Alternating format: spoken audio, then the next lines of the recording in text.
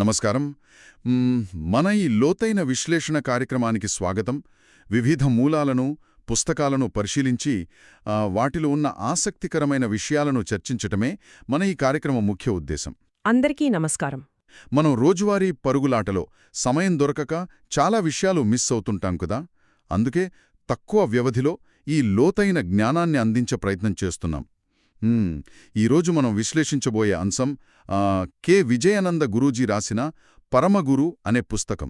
అవును, ముఖ్యంగా ఈ పుస్తకానికి సంబంధించిన మొదటి పేజీలు, అలాగే అందులోని చివరి మాట అనే అధ్యాయాన్ని మనం డీప్గా చూడబోతున్నాం. కరెక్ట్. అంటే ఈ పుస్తకం గురించి చెప్పాలంటే ఒక ఆసక్తికరమైన విషయం ఉంది. దీని వెల అమూల్యమని రాశారు రచయిత. అంటే దీనికి వెల కట్టలేము అని ఆయన ఉద్దేశమన్నమాట. ఈయన బిఈ ఎంబీఏ చదివారు. తన 50 వసంతాల జీవితం దిగ్విజయంగా పూర్తయిన సందర్భంగా తనకు జన్మనిచ్చిన తల్లిదండ్రులు శ్రీ వివేకానంద, శ్రీమతి సరళాదేవి గార్లకు ఈ గ్రంథాన్ని అంకితమిచ్చారు. నిజంగా అదొక గొప్ప విషయం.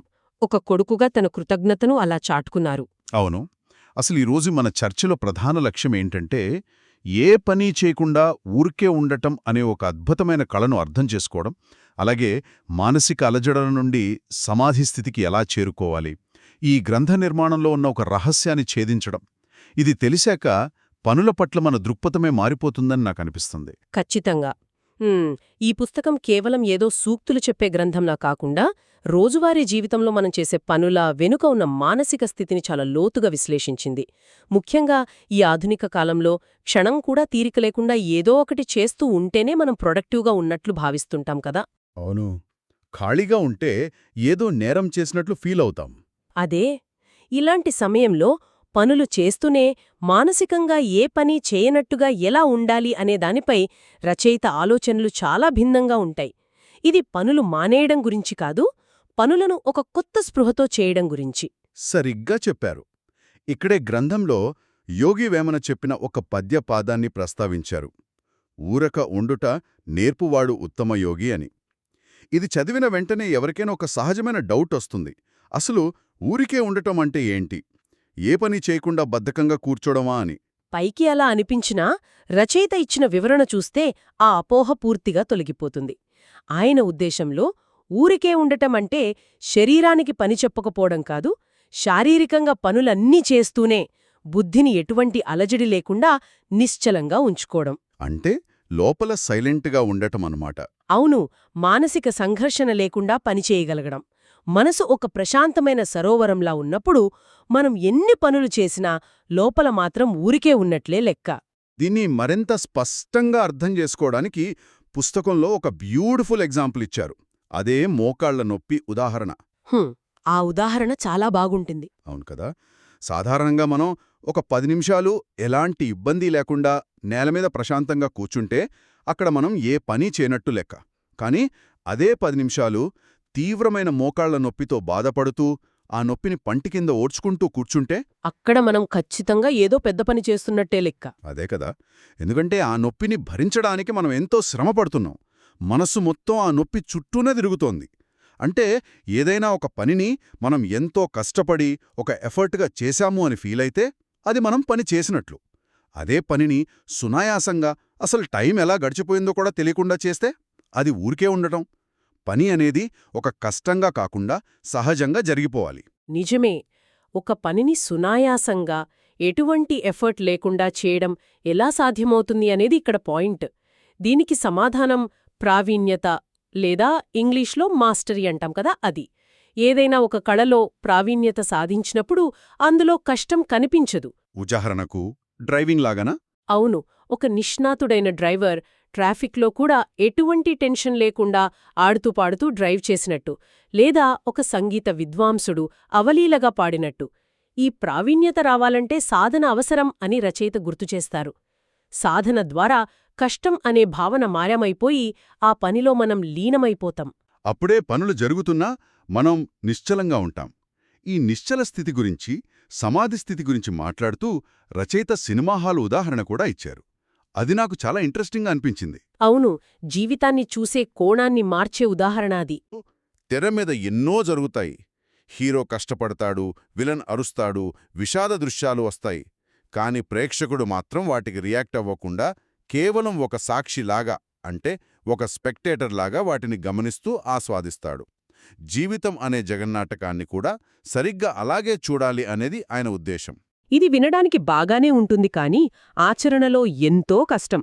ఎందుకంటే మనం జీవితంలో జరిగే ప్రతి చిన్న విషయానికి విపరీతంగా రియాక్ట్ అయిపోతాం. ఈ సాక్షీభావం అలవర్చుకోడానికి రచయిత ద్వంద్వం అనే విశేషమైన భావనను తీసుకొచ్చారు. సృష్టిలో ఒకదాని ఉనికి ఇంకొకదానిపై ఎలా ఆధారపడి ఉందో వివరిస్తారు. వెలుగు ఉంటేనే చీకటి తెలుస్తుంది, సుఖం ఉంటేనే కష్టం తెలుస్తుంది. కరెక్ట్. ఈ ద్వంద్వం అనే కాన్సెప్ట్ని వివరించడానికి భూమి ధృవాల దగ్గర ఉండే వాతావరణాన్ని ఉదాహరణగా చెప్పారు. ఇది నిజంగా ఒక ఆశ్చర్యపరిచే వాస్తవం. భూమి ధృవాల వద్ద 6 నెలలు పగలు 6 నెలలు రాత్రి ఉంటుంది కదా. అవును. సరిగ్గా పగలు మొదలైన రోజున ఒక వ్యక్తి పుట్టి 6 నెలలు కేవలం వెలుగులోనే బతికాడు అనుకుందాం. అతనికి చీకటి అంటే ఏమిటో అస్సలు పరిచయమే లేదు. కాబట్టి తాను చూస్తున్నది వెలుగు అనే విషయం కూడా అతనికి తెలియదు.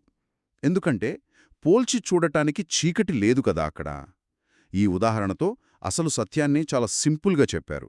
ఈ ఉదాహరణ వెనుక ఉన్న అసలు సత్యమేంటంటే, మనం కష్టసుఖాలను, మంచి చెడులను వేరువేరుగా చూడటం మానేసినప్పుడు ద్వంద్వాలకు అతీతమైన స్థితికి చేరుకుంటాం. సమాధి స్థితి అంటే ఈ ద్వంద్వాలకు అతీతమైన సమబుద్ధి. అక్కడ మంచి, చెడు, పాపపుణ్యం, ధర్మం అధర్మం అనే భేదాలు ఏమీ ఉండవు, అన్నీ ఒకటే అనే విశాల దృక్పథమొస్తుంది. అంటే ఒక బిగ్గర్ పిక్చర్ అర్థమవుతుంది. దేనినైతే మనం చెడు అనుకుంటామో అది కూడా ఆ పెద్ద చిత్రంలో భాగమే అనిపిస్తుంది. అప్పుడే మనం సాక్షిగా ఉండగలం. సరిగ్గా చెప్పారు.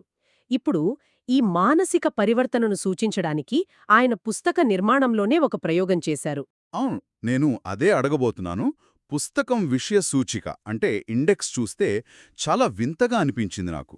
0తో మొదలై తర్వాత 9, 8, 7 అంటూ రివర్స్ కౌంట్డౌన్లో వెళ్ళి చివరకు మళ్లీ 0కొస్తుంది. 55వ పేజీలో సమాధి కింద మొదలై ప్రేమ, విశ్వాసం, భద్రత, బ్రహ్మానందం అని సాగుతూ కిందకొచ్చేసరికి జ్ఞానోదయం, బాధ్యత, 9వ అధ్యాయం సకారాత్మక ఆలోచనగా ఉంటుంది. అసలిలా ఎందుకు డిజైన్ చేశారు అంటారు? దీని వెనుక రచయిత 2 బలమైన కారణాలు చెప్పారు. మొదటిదేంటంటే, అజ్ఞానం వల్ల మనసులో ఉన్న 100% అలజడి మనం 9వ అధ్యాయం అంటే సకారాత్మక ఆలోచన చదివేసరికి 90%కి తగ్గుతుంది. 8వ అధ్యాయానికి 80%కి ఇలా క్రమంగా తగ్గిపోయి చివరకు 0కి అంటే శూన్యస్థితి లేదా సమాధికి చేరుకుంటుంది. వావ్! ఇదొక మానసిక చికిత్సలాగుందన్నమాట. అవును. ఇక రెండవ కారణం మన జీవన విధానానికి సంబంధించినది. ప్రస్తుతం మనం బతుకుతున్న తీరుకు పూర్తిగా ఆపోజిట్ డైరెక్షన్లో బతకడాన్ని ఇది సూచిస్తుంది. అంటే భౌతిక ప్రపంచం నుండి లోపలికి ప్రయాణించడమనా? లోపలి నిశ్శబ్దానికి చేసే ప్రయాణమిది.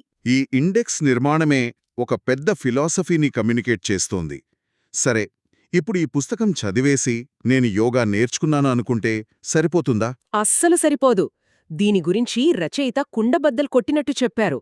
పుస్తకం చదివి యోగా నేర్చుకుంటాను అనుకోవడం మూర్ఖత్వమని, గురువు లేని విద్య గుడ్డి విద్య అని ఆయన స్పష్టం చేశారు. పుస్తకాలు కేవలం అవగాహన కోసం మాత్రమే. అంటే నిజమైన విద్య గురుముఖంగానే నేర్చుకోవాలా? అవును. అహం బ్రహ్మాస్మి, తత్వమసి లాంటి మంత్రాల సారాన్ని గ్రహించాలంటే ఒక గురువుకు సరెండర్ అవ్వాలి. భౌతికంగా అర్థం చేసుకుంటే సరిపోదు. ఈ ప్రయాణంలో రచయిత విజయానంద గురూజీ స్వయంగా ఎలా మారారో ఆ కథను కూడా పంచుకున్నారు. 1994లో ఆయన శ్రీ ఋషి ప్రభాకర్ గురూజీ వద్ద SSY అంటే సిద్ధ సమాధి యోగ కోర్సులు నేర్చుకున్నారు కదా. అవును. వృత్తిపరంగా ఆయన ఒక ఇంజనీర్. కానీ గురువుగారు దయమల్లా మానసిక వైద్యుడిగా ఎలా రూపాంతరం చెందారో ఆయన వివరించిన తీరు చాలా ఇన్స్పైరింగ్గా ఉంటుంది. అంతేకాదు, ఈ ప్రయాణంలో ఆయనకు మద్దతుగా నిలిచిన భార్య అనిత, పిల్లలు జేహన్, కాత్యాయని గురించి కూడా ఎంతో ప్రేమగా ప్రస్తావించారు. ఆధ్యాత్మికత అంటే అడవులకు వెళ్లటం కాదు, కుటుంబ బంధాలు కూడా దీనికి గొప్ప మద్దతునిస్తాయి అని నిరూపించారు. నిజమే. మరి జ్ఞానాన్ని సామాన్యులు పొందడానికి ప్రాక్టికల్గా ఆయన చూపించిన మార్గమేంటంటే, ప్రస్తుతం ఒక 11+3 రోజుల కోర్స్ అందుబాటులో ఉంది. 11+3 అంటే? ఒక ఆదివారం నాడు ఉచిత పరిచయ కార్యక్రమంతో మొదలవుతుంది. తర్వాత 11 రోజుల పాటు రోజుకు 3 గంటల క్లాసులుంటాయి. ఆ తర్వాత 3 రోజుల పాటు ఆశ్రమవాసం ఉంటుంది. అంటే పూర్తిగా బాహ్య ప్రపంచంతో సంబంధం లేకుండా ఆశ్రమంలోనే ఉండి సాధన చెయ్యాలి. ఇదొక సిస్టమాటిక్ అప్రోచ్ లాగా ఉంది. పైగా ఆసక్తి ఉంటే 10 మంది స్నేహితులను కూడగట్టి మన ఇంటి వద్దకే గురువులను పిలిపించుకునే ఆఫర్ కూడా ఇచ్చారాయన. అవును, ఈ మార్గం అందరికీ అందుబాటులో ఉండాలనేదే ఆయన ఆకాంక్ష. అసలిదంతా ఎందుకు చెయ్యాలి? ఈ సాధన వెనుక ఉన్న అంతిమ లక్ష్యమేవికి అని అడిగితే రచయిత ఒక బ్యూటిఫుల్ కంక్లూజన్ ఇచ్చారు. రేపొద్దున్న ఒక తండ్రి లేదా తల్లి తమ పిల్లల కళ్ళలోకి చూసి ధైర్యంగా నన్ను ఆదర్శంగా తీసుకో అని చెప్పగలిగితే ఆయన చేసిన ఈ చిన్ని ప్రయత్నం సఫలమైనట్లే అని. ఆధునిక ప్రపంచంలో ఇంత ఇన్ఫర్మేషన్ ఓవర్లోడ్ ఉన్న సమయంలో మనల్ని మనం సాక్షిగా మార్చుకుని ఒక అద్భుతమైన జీవితాన్ని గడపడానికి ఇదొక గొప్ప సూత్రం. నిజవే. అయితే ముగించే ముందు మనం ఒక ప్రకోపకమైన ఆలోచన, అంటే మనందర్నీ కదిలించే ఒక ప్రశ్ననిక్కడ ఉంచుదాం.